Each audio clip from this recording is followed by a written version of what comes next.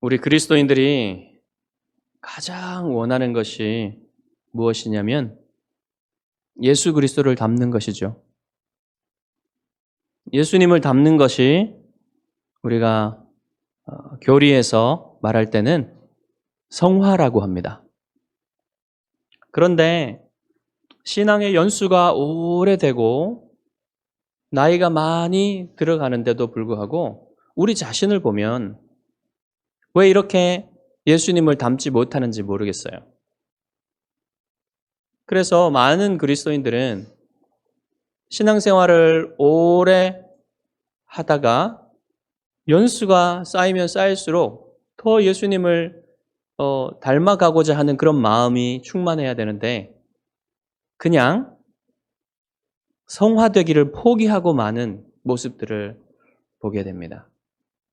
그래서 우리들에게는 늘 성화에 대한 확신과 격려가 필요해요. 성화될 것이라는 믿음, 그 확신이 필요하고 또 계속해서 성화될 수 있도록 하시는 하나님의 말씀이 필요합니다.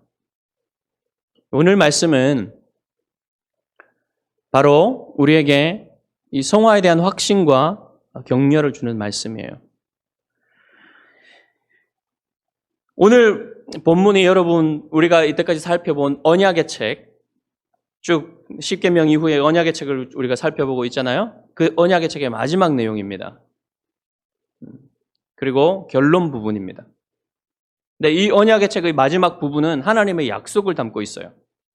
그 약속이 여러분에게 주시는 이 성화에 대한 확신과 격려를 주는 말씀이란 말입니다. 이때까지는 법전의 내용이라서 내용이 좀 딱딱했어요. 그런데 오늘은 보다 친밀한 관계적인 톤으로 하나님이 아버지로서 자식들에게 말씀하시듯이 그렇게 말씀하세요. 이렇게 여기에 보면은 책망도 있거든요. 책망이 아니라 경고의 말씀도 있거든요. 그런데 그 경고의 말씀조차도 아버지가 자식들에게 마치 순종하지 않으면 회초리를 대겠다 이렇게 경고하는 것처럼 사랑이 담긴 그런 경고예요. 당시에 이스라엘 백성에게 준 그 하나님의 약속이, 복의 약속이 오늘날 우리 교회에게 주는 약속하고는 조금 다릅니다. 여러분 여기 복을 보시면 어떤 복을 약속하십니까? 순종할 때? 경제적으로 잘 되고, 그렇죠? 그 다음에 출산율, 출산을 잘 할 수 있도록 하시고, 그 다음에 안보를 지켜주시고, 전쟁이 없도록, 그렇죠? 다 여러분 나라에서 구하는 것들 아닙니까? 그리고 개인적으로 보면 이게 다 개인적인 구하는 것들이에요. 그리고 장수하도록 해주시겠다. 이런 것들이 복이잖아요. 이스라엘에게 약속하신. 그러면 교회와 같냐 이것이. 교회에 순종할 때, 하나님의 말씀에 순종할 때 교회에 이런 약속을 직접적으로 주시지는 않아요. 오늘날 하나님이 약속하시는 것은 영적인 복입니다. 영적인 복으로 이해하셔야 돼요. 그러니까 구약 성경의 이러한 복들을 오늘날에 하나님이 이 순종에 따르는 영적인 복을 주시겠다는 약속으로 여러분 이해하실 수 있는 것입니다. 그렇지만 여러분 이스라엘이나 구약시대의 이스라엘이나 오늘날 교회나 하나님이 동일하게 부르시는 뜻이 있어요. 그것은 무엇이냐면 이스라엘이나 교회나 거룩하도록 하나님을 닮은 사람들이 되도록 하나님을 닮은 공동체가 되도록 하나님을 닮은 나라와 교회가 되도록 부르시는 면에서는 똑같은 거예요. 그렇기 때문에 하나님이 지금 이 말씀을 통하여 모세의 언약의 책의 말씀을 통하여 여러분에게 주시는 말씀이 동일하단 말입니다. 뜻이. 그것을 여러분 들으시고 격려를 받으시고 또 여러분의 마음속에 이 그리스도를 닮고자 하는 마음이 다시 한번 일어나기를 바랍니다. 우리가 이제 이 말씀을 보면은 적어도 3가지 정도의 성화에 관한 원리를 찾을 수가 있어요. 먼저 첫 번째 원리는 뭐냐면요. 하나님이 반드시 승리하게 하시고 반드시 약속하신 땅에 이르게 하신다는 겁니다. 약속하신 땅을 차지하게 하신다는 겁니다. 우리로 보시면 뭡니까? 반드시 우리가 믿음으로 천성까지 이르도록 승리하게 하시고 천국을 차지하게 하신다. 예, 이 원리가 첫 번째 원리인데요. 본문에 보시면 이 원리를 이해하는 데 있어서 또 믿는 데 있어서 가장 여러분 중요한 부분이 뭐냐면 오늘 처음 여러분 20절에 보시면 여호와의 사자가 나와요. 여호와의 사자. 이 사자라는 말은 여러분 동물 사자가 아닙니다. 사자라는 말은 보냄을 받은 자란 뜻이에요. 여호와께 보냄을 받은 자가 여호와의 사자예요. 이것은 성경에서 어떤 사람에게도 쓰일 수 있고요. 천사에게도 쓰일 수 있습니다. 네. 그러면 여기서 말하는 여호와의 사자가 누굴까요?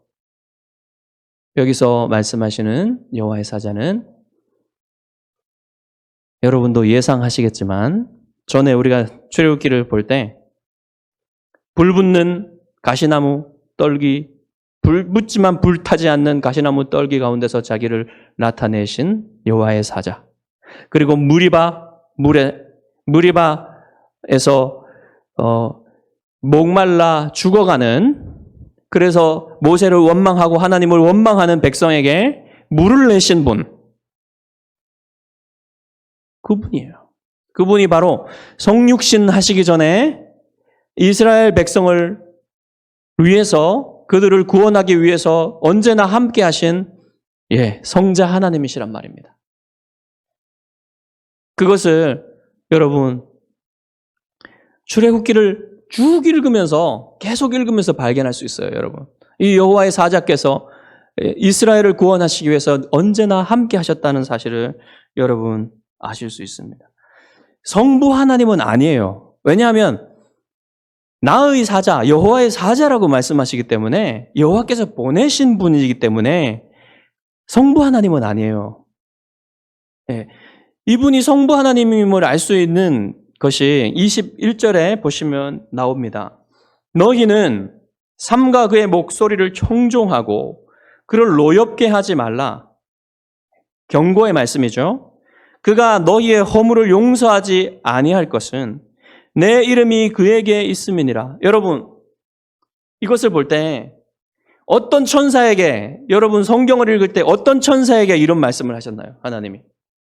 만약에 천사라고 생각해 본다면 어떤 천사가 사람들의 죄를 용서할 수 있는 권세가 있어요? 어떤 천사에게 하나님의 이름이 담겨 있습니까? 아니죠. 오직 하나님이 아니면, 그분 자신이 하나님이 아니면 이런 표현을 할 수가 없는 거예요. 그러니까 우리는 이분이, 이 여호와의 사자가 성자 하나님이심을 알 수가 있는 것이죠. 성자 하나님께서는 여러분 구약시대 이스라엘 백성에게 어떻게 행하셨습니까? 여러분 지금까지도 우리가 생각해 볼 수가 있어요. 출애굽할 때 여호와의 사자께서 그들과 함께 하셨죠. 여러분, 유월절 어린 양이 누구십니까? 그 출애굽 시에 여호와의 사자께서 그들과 함께 하셨습니다. 그리고 홍해를 건너게 하신 분이 누구십니까?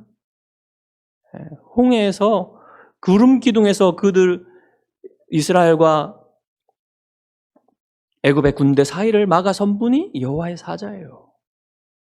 그들을 홍해를 건너게 하시고 홍해를 건넌 후에 또한 몇 개월간 그 광야를 여행하면서 훈련시키셨죠. 그들을. 그분이 누구십니까? 그리고 지금 시내산에 있죠? 이 시내산에서 하나님의 말씀을 주시는 분이 누구십니까? 하나님의 말씀이신 성자 하나님이세요. 이렇게 여러분 그 이후로도 계속되는 출애굽기의 말씀 속에서 여호와의 사자께서 이스라엘을 구원하시기 위해서 그들과 함께 하시고 그들을 인도하시고 그들에게 먹을 것과 입을 것을 주시고 그들을 보호하시고 그들 앞서 싸우시는 분이 바로 여호와의 사자이시라는 사실을 여러분 알 수가 있습니다. 여러분, 그러면 교회에게는 어떻게 하십니까? 이 땅에 몸을 입고 오셔서 우리의 구원을 위해서, 우리의 영적인 출애굽을 하게 하시기 위해서 주님이 어떻게 하셨어요? 우리를 죄와 마귀의 권세에서, 영적인 애굽인 죄와 마귀의 권세에서 우리를 해방하시기 위해서 십자가를 지시지 않았습니까? 그리고 우리는 홍해를 통과하듯이 세례를 받았습니다. 그리고 이 시내산에서 약속의 땅까지 이르는 그 기간을 우리가 살아가고 있잖아요. 이미 구원은 받았지만 아직 천국에 이르지 않은 이 어려운 세상을 살아가는 동안 우리 주님은 늘 우리를 인도하시고 우리를 채워주시고 우리를 보호하시는 분이시란 말입니다. 그러한 연결을, 구약과 신약의 연결을 여러분 보시면서 이 말씀을 들으시면 되겠습니다. 자, 주님이 부활하시고 승천하시기 전에 제자들에게 뭐라고 말씀하셨는지 생각해 보십시오.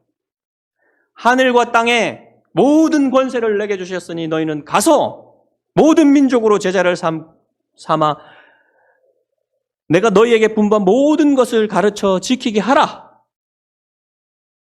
아버지와 아들과 성령의 이름으로 세례를 주고 내가 너희에게 분부한 모든 것을 지키게 하라. 볼지어다 내가 세상 끝날까지 너희와 함께 있으리라고 말씀하셨죠. 약속하셨죠. 동일한 거예요, 여러분. 구약시대에 이스라엘에게 함께 하셨던 주님께서 우리와 함께 하시겠다는 약속이에요. 우리가 선교할 때만 주님이 함께 하시겠다는 약속이 아니에요. 우리가 주님을 닮으려고 이 성화의 길을 걸어가는 동안에도 주님은 언제나 함께 하시겠다는 약속입니다. 그래서 우리 주님이 약속대로 무엇을 보내주셨나요? 성령님을 보내주셨죠. 그래서 성령님이 우리와 내주하시면서 주님은 우리와 늘 함께 하시면서 우리가 거룩하도록 우리를 도우시고 우리를 변화시켜 가시는 일을 지금도 하시고 계시는 것입니다. 자, 20절에 보시면 여러분, 이 여호와의 사자께서 성육신 하시기 전 성자 하나님께서 이스라엘을 어떻게 하실 거라고요? 약속의 땅에 반드시 이르게 하실 것이다 라고 약속하신 죠. 그 다음에 23절에 보시면 여호와의 사자를 앞서 보내셔서 뭐 하시겠다고요? 그 땅의 민족들을 끊어버리시겠다고 약속하셨죠. 그리고 27절에는 여호와의 위엄을 앞서 보내셔서 대적들을 물리치고 도망치게 만드시겠다 그러셨죠. 여호와의 위엄이라는 말은 여러분 영어로 번역하면 테러예요. 테러. 공포를 앞서 보내시겠단 말입니다. 그래서 여러분 여리고성의 기생 라합이 그 땅의 사람들이 얼마나 공포에 떨고 있는지를 알려주죠. 그렇게 된 겁니다. 그리고 28절에 왕벌을 보내서 대적들을 쫓아내시겠다고 하시죠. 이 왕벌이 장수말벌처럼 커다란 벌인지 아니면 이 비유적인 표현인지 정확하게 알 수는 없지만 어쨌든 간에 무엇이든지 간에 하나님의 아주 신비한 방법으로 대적들을 치는데 하나님께서 앞장서시겠다 이런 약속을 주시는 거예요. 어떤 방법으로든지 하나님이 승리하게 하신다 그런 말씀입니다. 여러분 여호수아서에 보면은 이 모든 약속들이 다 이루어지는 것을 볼 수가 있어요. 이스라엘이 아주 잘 훈련된 그런 군대가 아님에도 불구하고 가는 곳마다 승리하게 하십니다. 그 강성한 민족들을 들어가서 가나안 땅을 정복하는데 놀라운 방법으로 하나님이 정복하게 하시는 것을 볼 수가 있어요. 이 약속을 이루시는 겁니다. 여러분 여호수아서를 탁 읽으면 제일 처음에 나타나는 분이 누굽니까? 여호와의 사자예요. 여호와의 사자가 여호수아를 만나 주십니다. 그리고 그 여호와의 사자가 이 여호수아가 이끄는 정복 전쟁을 승리하게 하시는 거죠. 그래서 이제 이스라엘이 이 약속의 땅을 차지하게 되는 것을 여호수아서를 읽어보면 여러분은 알 수가 있습니다. 자, 그런데 이 약속을 듣고 있는 이스라엘 백성은 지금 어디에 있습니까? 시내산에 있죠. 시내산은 어디입니까? 출애굽과 약속의 땅 사이에 있죠. 출애굽과 약속의 땅 사이에 있어서 이곳에서 지금 하나님의 말씀을 듣고 이곳에서 이제 곧 그것을 출발할 그런 상태에 있는 거예요. 앞으로 출발하겠죠. 그럼 우리는 어떤 상태에 있습니까? 우리는 이미 구원받았잖아요. 출애굽했잖아요. 출애굽해서 지금 우리는 광야의 훈련을 받고 있죠. 시내산에서 하나님의 말씀을 받았죠. 우리가 하나님의 말씀을 늘 받고 있잖아요.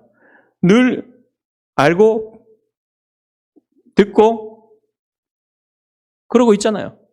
우리는 하나님의 말씀을 이미 받았어요. 그 말씀을 따라 살고 있잖아요. 광야 같은 세상을 지금 가고 있어요. 약속의 땅을 향하여 천성을 향하여 나아가고 있는 거예요. 자, 그런 연결을 지금 가지고 있는 것입니다. 자, 그런데 우리가 아직 천성에 이르지는 않았습니다. 약속의 땅에 이르지는 않았습니다. 그러니까 뭐 하는 거예요? 싸울 일이 남아 있는 거예요. 여전히 이스라엘 백성처럼 이스라엘 백성이 피 터지게 싸워서 피 흘리며 싸워서 그 땅을 정복했습니다. 우리에게도 여전히 싸울 이 죄와 싸움이 있는 거예요. 마귀와 싸움이 있는 거예요. 그때 여러분 상처도 입기도 하고요. 힘이 약하여져서 이렇게 엎드려 있을 때도 있고요. 누워 있을 때도 있고요. 미끄러져 넘어질 때도 있고요. 공격을 당하여서 큰 상처를 입을 때도 있고요. 그래서 이러한 일을 당할 때 우리는 이제는 못하겠다. 이러면서 이렇게 더 이상 전성을 향하여 나아가는 일이나 그리스도를 닮는 일이나 이런 것들을 포기하고 말고자 하는 그런 마음들이 생길 수가 있어요. 그러지 말라는 겁니다. 왜요? 반드시 이기게 하실 약속이 있으니까. 반드시 하나님께서 우리의 싸움을 싸우셔서 이기게 하시고 우리를 천성에 데려가실 것이니까. 약속의 땅을 주실 것이니까. 천국을 우리가 차지하게 하실 것이니까. 포기하지 말라. 그런 말씀입니다. 자, 이게 첫 번째 여러분에게 주시는 격려이고요. 이게 중요합니다, 여러분. 그렇죠? 반드시 이기리라는 약속, 반드시 천국을 차지하리라는 약속, 그것을 여러분 이미 알고 있다면 지금의 싸움에서 때로는 질 때도 있고 때로는 넘어질 때도 있고 찔릴 때도 있지만 여러분 그 싸움을 계속할 수 있는 힘이 되지 않겠습니까? 이 확신이 정말 중요한 거예요, 여러분. 반드시 내가 거룩하여지고 영화롭게 될 것이다. 이 믿음을 가지고 가는 겁니다. 그 다음에 두 번째 원리는, 성화의 두 번째 원리는 단번에 이루어지지 않고 점진적으로 서서히 이루어지게 하신다는 거예요. 천천히, 서서히 점령하고 죄의 부분들을 서서히 점령해서 차지하게 하신다. 이기게 하신다. 이런 내용입니다.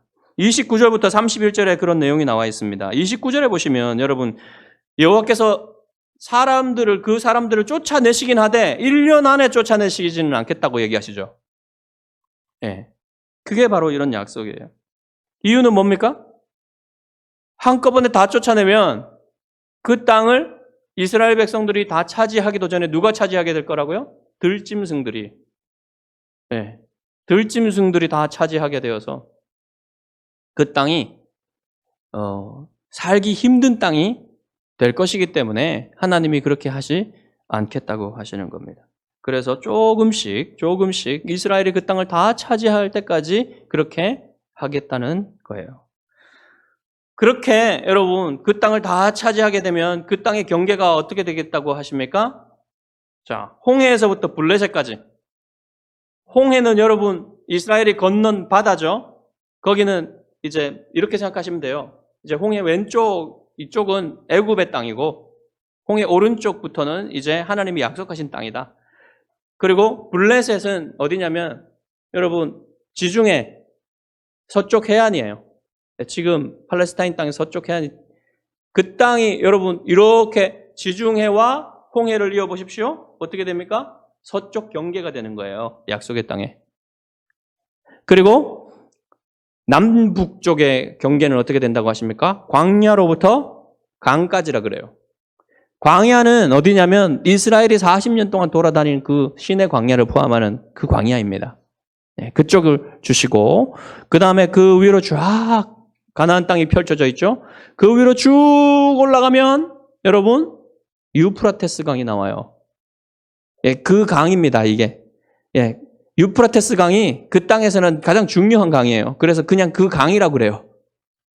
유프라테스 강까지 엄청나게 큰 땅을 약속하신 거예요. 여러분 이스라엘이 몇백 년 동안 이 땅을 다 차지하지 못했어요. 몇백 년 동안 싸워서 솔로몬 때에 이르러야 이 땅들을 다 지배하게 됩니다. 네.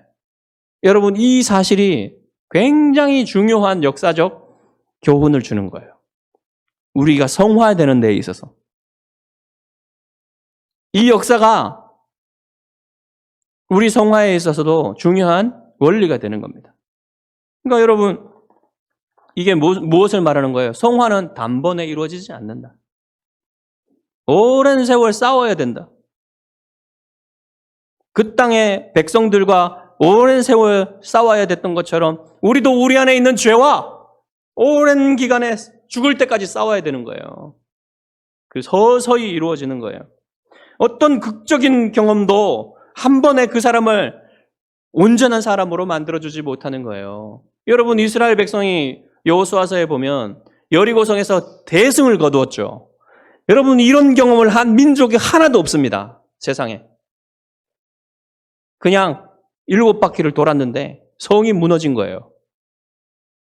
엄청난 승리죠. 그리스도인들도 이런 경험을 할 수가 있어요. 개인적으로.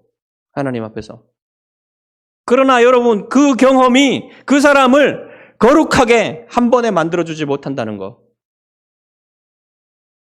여러분 여리고성의 승리 이후에 어떻게 됐습니까? 작은 아이성에서 패배하고 말죠. 바로 그런 겁니다. 여러분. 한 번의 경험이, 한 번의 극적인 어떤 환상적인 경험이 우리를 거룩하게 만들어주지 못하는 거예요. 이렇게 하시는 가장 큰 이유가 뭘까요, 여러분?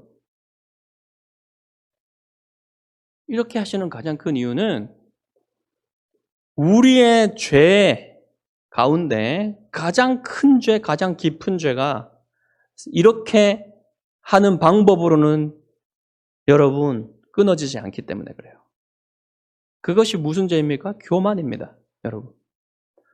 교만의 죄는 정말로 깊고 무섭고 커서 여러분 그런 한 번의 어떤 하나님 경험으로 이길 수 있는 이 죄가 아니에요. 만약에 여러분 그런 어떤 신앙의 승리, 신앙의 체험 이런 것들을 한다 해도 여러분 그것이 그 사람의 이 뿌리 깊은 죄의 죄성을 없이 하지 못합니다. 그래서 어떤 사람에게 한꺼번에 막 이렇게 하나님이 엄청난 경험과 은혜를 한꺼번에 부어주셔서 그 사람을 위대한 그리스도인으로 만드시지 않는 거예요. 그렇게 되면요, 그 사람 망가질 위험이 아주 큽니다. 왜냐하면 그렇게 만들면요, 하나님을 의지하지 않아도 될 것처럼 보이는 거예요. 사람이 그래요, 여러분. 사람이 그렇게 사람 안에 있는 죄는 그렇게 무섭습니다. 그렇게 쉽게 사람을 오염시키고 거짓말로 유혹해서 하나님 앞에서 교만하게 만드는 그런 힘이 있어요. 그렇기 때문에 하나님이 한 번에 그 사람을 그렇게 만드시지 않는 거예요. 여러분 주위에 보시면 어떤 교만한 사람들을 발견할 수 있습니다. 그런 사람들은 분명히 큰 문제를 안고 있어요. 하나님과의 관계에서. 그리스도인인 것 같긴 한데 하나님과의 관계에서 아주 큰 문제를 가지고 있는 사람이에요. 교만한 사람은. 그리고 교만은 사람과의 관계도 많이 망가뜨립니다. 그래서 하나님이 그렇게 하시지 않는 거예요. 여러분 이스라엘 역사 속에서도 이것을 확인할 수가 있어요. 여러분 이스라엘의 역사 속에서 가장 영광스러운 왕이 누굽니까? 다윗과 솔로몬이죠. 다윗은 망가졌으되 회복했어요. 물론 솔로몬도 회복했지만 솔로몬은 아주 크게 망가졌습니다. 솔로몬이 누린 영광, 솔로몬이 누린 그 모든 지혜와 지식과 권세와 부는 상상할 수 없이 컸습니다. 그 어떤 역사상의 어떤 사람하고 비교할 수가 없어요. 그 사람이 어떻게 됐습니까, 여러분? 우상 숭배자가 되고 말았어요. 이런 것이 무엇을 보여줍니까, 여러분? 하나님이 그렇게 만들지 않는 이유가 있는 거예요. 그리고 여러분,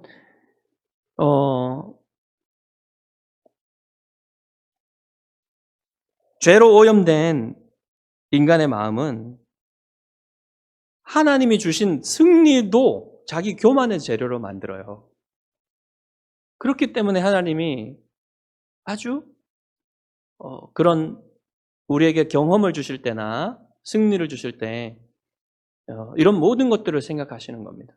여러분 사울 왕 있죠? 사울 왕이 왕으로 선택을 받아서 이제 강성했던 이스라엘을 엄청나게 괴롭혔던 블레셋 사람들을 이기기 시작합니다. 승리하기 시작해요. 싸우는 싸움마다 이기기 시작했어요. 그런데 어떻게 되었습니까?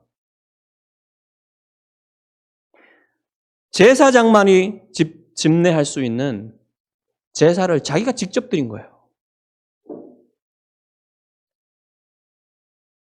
그런 만행을 저지르게 되는 겁니다.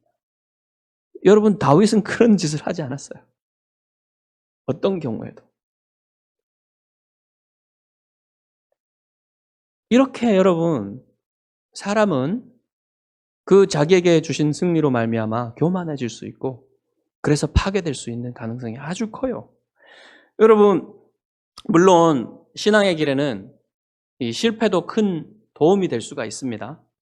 만약에 그 실패로 인해서 겸손해지기만 한다면 신앙의 실패도 도움이 많이 돼요. 여러분 딱 생각나시는 사람 그 히포의 아우구스티누스, 우리가 성 어거스틴이라고 부르는 아우구스티누스는 젊을 때 아주 방탕하게 살았습니다. 어머니 모니카가 그렇게 기도를 했지만 젊을 때는 정말 방탕하게 살았어요.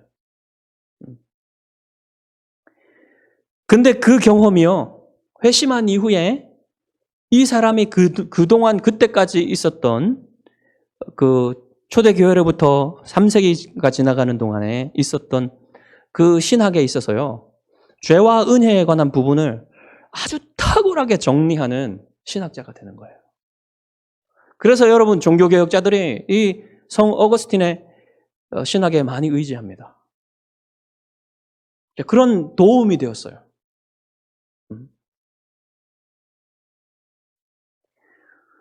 근데 사실 여러분 그렇게 어거스틴처럼 큰 눈에 보이는 큰 죄를 저지르지 않고 그러지 않고 회심하여서 정말 하나님을 잘 섬기고 한다면 더 좋아요. 조나단 에드워즈는 그런 눈에 보이는 큰 죄를 짓지 않고 회심하여 정말 누구보다도 이 교만의 죄에 대해서 누구보다도 깊은 신학을 남긴 사람입니다. 근데 그 사람도 여러분 자기 안에 있는 죄를 감시하고 자기 안에 있는 이 죄와 맞붙어서 오랜 시간 싸웠습니다. 그래서 거룩한 하나님의 사람이 된 거예요. 시간이 걸리는 거예요. 오랜 시간이. 요컨대 하나님이 어떤 경험을 통하여 단번에 거룩하게 만드시지 않고 아주 조금씩 자라가게 하시면서 하나님을 의지하게 하신단 말이에요. 이 일에 있어서. 거룩해지는 일에 있어서 늘 하나님을 의지하도록 하시는 방법으로 하시려고 시간이 오래 걸리도록 하시는 겁니다. 이게 최선임을 하나님이 아시기 때문에 하나님의 영광과 또 우리 자신의 유익을 위해서 최선의 기림을 하나님이 아시기 때문에 이렇게 하시는 거예요. 주의해야 할 점은 여러분 늘 제가 자주 말씀드렸지만 극적인 한 번의 경험을 추구하지 말라는 겁니다. 성화되기 위해서 극적인 한 번의 경험을 그 경험은 하나님이 주시면 너무 좋아요. 여러분 경험을 하는 것은 좋습니다. 그런데 그 경험을 구하는 것이 아니라 우리는 하나님이 주시는 은혜의 방편에 부지런히 참여함으로써 하나님의 은혜를 구하는 것이죠. 그러다가 하나님이 주시는 그 귀한 체험을 할 수도 있는 거예요. 그렇지만 그 극적인 경험 한 번에 로또처럼 여러분 이 성화의 길에 로또는 없어요. 로또처럼 성화되는 일은 없습니다. 늘 날마다 하나님의 말씀 앞에 나아가서 하나님 앞에 겸손히 하나님의 은혜를 구하면서 기도하면서 그렇게 하루하루 나아가는 게 성화의 길이에요. 그래서 여러분 성화의 길에서 여러분이 빨리 자라지 않는다고 해서 아예 포기하지 말아야 됩니다. 이제 나는 더 이상 안 되나 보다. 그냥 저 은혜를 받는 사람들, 저 많이 변해가는 사람들하고 나는 다른가 보다 하고 포기하지 말라는 거예요.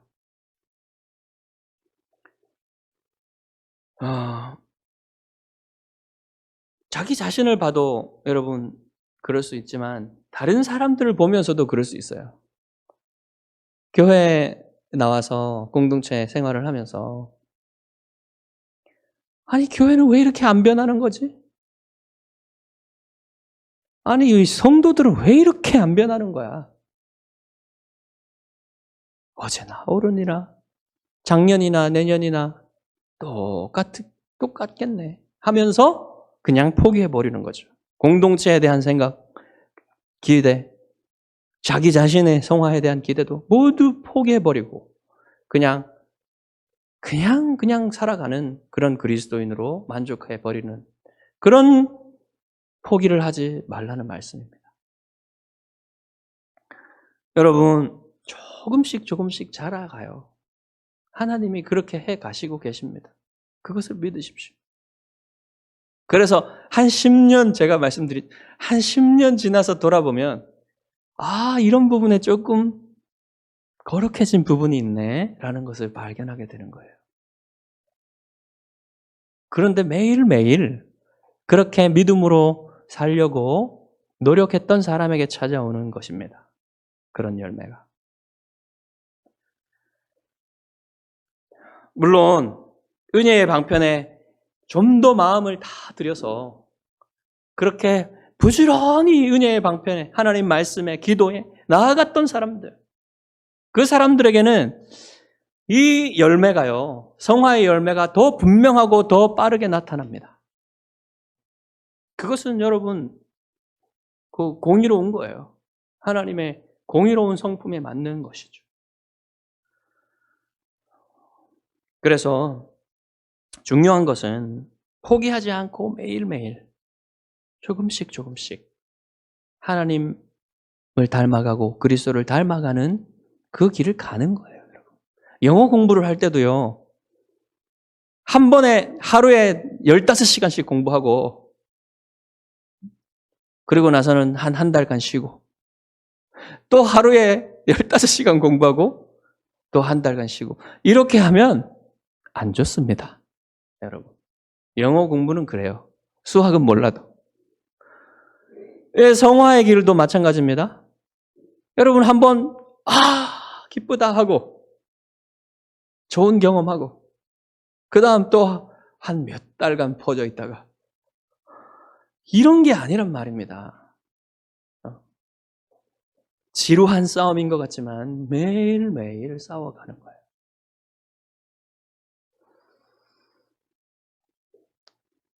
여러분 죄를 이기게 하시는 분은 성령님이십니다. 분명히 아십시오. 여러분 자신이 이길 수 없어요.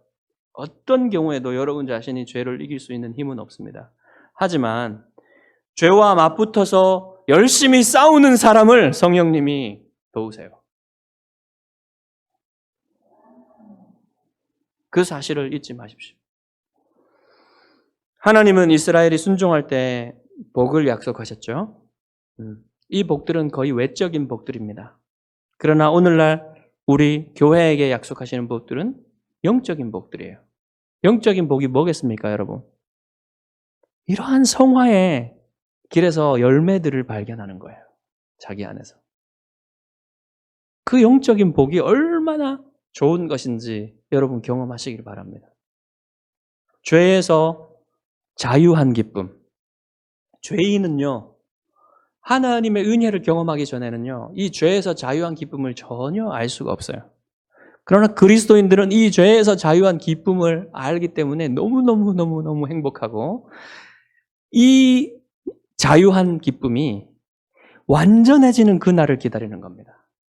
지금 이 땅에서 이 기쁨을 경험하고 있기 때문에 죄에서 자유한 경험을 부분적이지만 경험하고 있기 때문에 이것이 완전해지는 날 내 죄를 모두 벗고 주님 앞에 서서 주님과 온전히 교제하는 그 기쁨을 누리는 날이 얼마나 기쁠 것인가.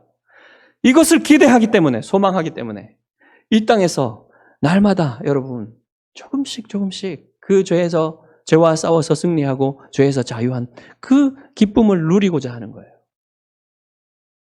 그것을 매일 확인하고 싶은 겁니다. 근데 여러분 그 세 번째 원리를 보시면 이 성화의 길을 갈 때 죄와 타협하지 말아야 된다고 말씀하십니다. 죄와 타협하지 말아요. 적당히. 이 성화의 길을 걷는 것도 신앙의 길을 걷는 것도 적당히 좀 죄의 달콤함을 누리면서 그렇게 가시면 안 되겠습니까? 이게 여러분 타협이에요. 자, 32절과 33절에 뭐라고 말씀하십니까? 너는 그들과 그들의 신들과 연약하지 말라. 그들이 내 땅에 머무르지 못할 것은 그들이 너를 내게 범죄하게 할까 두려움이라. 내가 그 신들을 섬기면 그것이 너의 올무가 되리라. 여러분 가나안의 종교는 매우 타락한 도덕적으로 매우 타락한 종교였습니다. 가나안 종교 제의에는 제사 드리는 그런 그 제의에는 항상 신전 창기가 개입돼요. 다산을 기원하는 그런 말도 안 되는 그런 일이 개입됩니다. 그리고 여러분 몰렉이라는 신, 암몬의 주신이었던 몰렉이라는 신이 가나안 땅 사람들도 섬기고 있었거든요. 자기 아들을 거기다가 바치는 거예요. 심지어는 이것을 배워가지고 이스라엘의 왕도 이런 일을 저질렀어요. 여러분. 유다의 왕도 이런 일을 저지른 겁니다. 그러니까 이런 일을 하나님이 그들이 배우지 못하도록, 그들이 전염되지 못하도록 이렇게 하지, 그들의 신들과 언약하지 말라. 여러분 고대의 조약에는요 항상 신이 개입됩니다. 그들이 믿는 신이. 조약을 맺을 때 그들이 신 앞에서 조약을 맺어요. 그렇기 때문에 신들과 언약하지 말라는 거예요. 그렇게 그들과 조약을 하게 되면 그들의 신들도 받아들이게 되고 그들의 신들의 유혹에 그들이 믿는 그 신, 그들이 믿는 종교적인 제의들 이런 것들이 좋아 보이는 겁니다. 만약에 전쟁에서 승리하기라고 지기라도 하면 그 나라의 신이 그들을 이기게 했다고 생각하고는 그 신을 받아들이고 그 신께 빌어서 승리를 얻고자 하는 그런 일들을 한단 말입니다. 이것들을 하나님 방지하고자 그렇게 하지 말라는 것이었어요. 이것은 여러분, 우리로 보시면 고대 다신교는 이미 우리 사회에서 거의 사라졌지만 그 다신교를 믿는 사람들이 그 다신교를 믿는 이유들은 여전히 살아 있습니다. 다 그런 거예요. 아까 말씀드렸던 복, 하나님이 약속하셨던 복, 경제적인 복, 건강의 복, 장수, 출산, 안보, 안전, 이런 것들이 다 여러분 사람들이 구하는 것 복 아닙니까? 이런 것들을 그 신들이 줄 것이라는 믿음으로 그렇게 했던 거예요. 그러니까 하나님을 의지하지 않는 모든 부분들, 그 죄들은 여전히 유혹으로 남아 있어요, 여러분. 그 죄들과 타협할 때 성화는 멀어집니다, 여러분. 그래서 어떤 분들은 내가 이미 구원받았으니까 하나님이 싸우시고 하나님이 천국을 주시겠다고 하셨으니까 그 믿음이 있으면 적당히 죄와 타협하면서 살아도 되지 않겠습니까? 그리스도를 뭐 꼭 닮아야 됩니까? 성화에 있어서 꼭 자라가야 합니까? 죄와 꼭 싸워야 됩니까? 이러면서 적당히 살면서 천국에만 이르면 되겠지. 여러분, 이런 생각은요, 매우 매우 위험한 생각입니다. 매우 매우 위험한 생각이고 거의 이단적인 생각이에요. 이러한 생각에 따라 교리를 만든 사람들이 구원파입니다. 여러분이 이런 생각을 하고 있다면 이단하고 거의 비슷한 거예요. 아무리 작은 죄라도 언제든지 크게 발전할 수 있어요. 죄는 적어도 더욱 그리스도를 닮으려고 하는 열망을 그 사람에게서 빼앗아갑니다. 작은 죄들을 방치하다가 그 죄가 점점 커져서 구원의 기쁨과 구원의 확신을 잃어버리게 만들 수 있어요. 그래서 그냥 죄가 이끄는 대로 살다가 이제 다 다가오는 죽음 앞에 섰을 때 내가 구원을 받았는지 구원받지 못했는지조차 알지 못하면서 그 두려움 가운데 죽음을 기다리는 겁니다. 그래서 죽을 때에 내가 구원받았는지 구원받지 못했는지 확신하지 못하고 내가 지옥에 갈지 천국에 갈지도 알지 못하는 상태에서 두려움 가운데서 죽는 일이 일어날 수 있단 말이에요. 그리스도인들도. 구원받았지만 정말 구원받았지만 그런 아무런 확신이 없는 가운데 두려움 가운데 죽음을 맞아들이며 그렇게 간 사람들은요. 대체로 그 사는 날 동안 하나님의 영광은 아무런 상관이 없이 살다가 그렇게 죽을 수 있다는 겁니다. 지금부터 죽는 날까지 하나님의 영광을 위해서 아무것도 살지 못하고 죽어버리게 되는 그러한 일들이 여러분 그리스도인들이 가장 두려워해야 할 일들이 그런 일이에요. 가장 두려워해야 할 일들이. 그러니까 대충 살다가 죄와의 싸움도 없이 그냥 살다가 죽으면 천국은 가겠지라는 생각이 얼마나 위험한 생각입니까? 그런 생각은요, 심지어 구원받지 못한 사람의 생각일 가능성이 아주 큽니다. 그렇기 때문에 너무 위험한 생각이에요. 그런 생각 자체를 떨쳐버려야 됩니다.